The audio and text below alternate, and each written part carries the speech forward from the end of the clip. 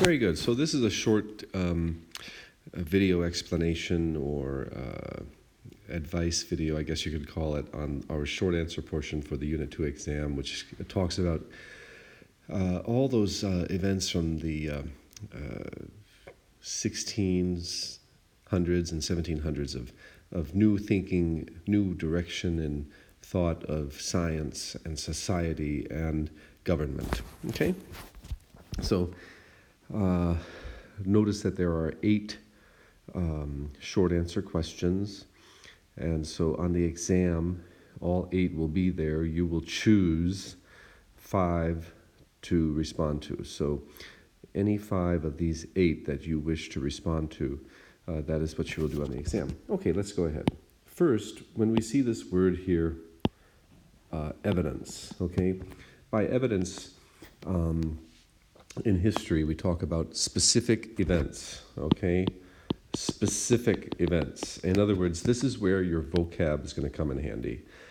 If you study your vocab, if you did a good job on the vocab and a thorough job on the vocab, then you can use those terms and those names as evidence. But if you simply state a general fact, or not even a fact, if you just make a general comment about something related to the question, I can't give that credit. I need specific evidence. So let's talk a little bit about that. Okay, by going through each one. Number 1, give 2 pieces of evidence showing that the scientific revolution was truly revolutionary. And so what this question is asking is, notice that, okay, if we call it the scientific revolution, well, a revolution means a change from the previous structures, the previous agenda.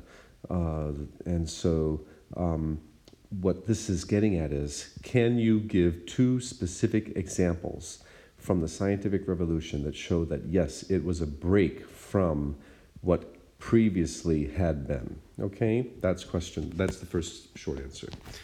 Our second short answer here, give 2 pieces of evidence showing that the Enlightenment monarchs enacted Enlightenment principles, and one showing how they did not. In other words, you know that video that I shared with you about enlightened monarchs, enlightened absolutism, monarchs who thought or wanted to incorporate Enlightenment ideals. Give 2 pieces of evidence showing, in other words, what are 2 specific things that any of those monarchs did? And in that video I talked about 3 specifically. What are some examples of evidence that show that they did? And then what is one that showed that for all their purposes and intentions, they were not enlightened monarchs? Okay, so that's what that one's getting at. Question 3, give 2 examples of Enlightenment figures and their specific contributions to the Enlightenment ideals. In other words, this is where, in my video lecture on the Enlightenment, I talked about Voltaire, I talked about Diderot, I talked about Adam Smith, I talked about Rousseau, I talked about Montesquieu.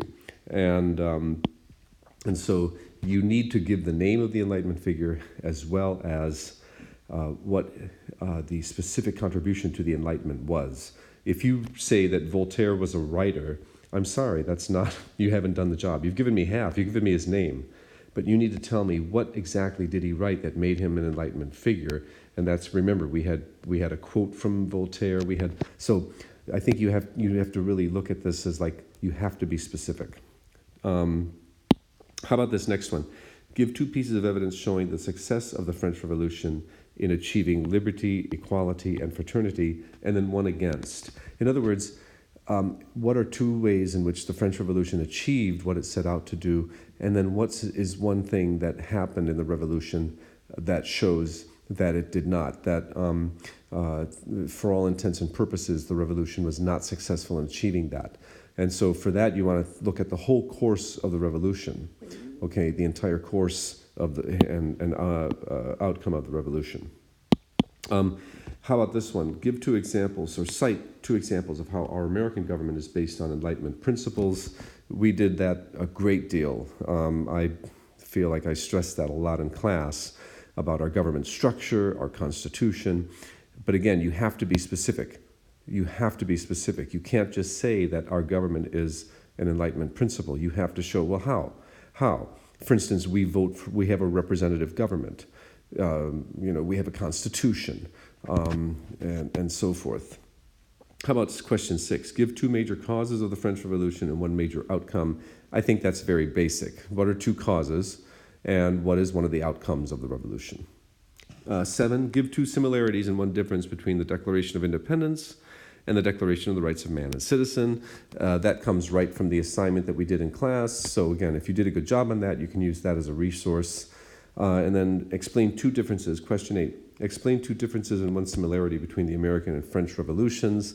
Again, we did that assignment in class, and so based on how you did on that assignment, you can use that as a resource to prepare for that short answer.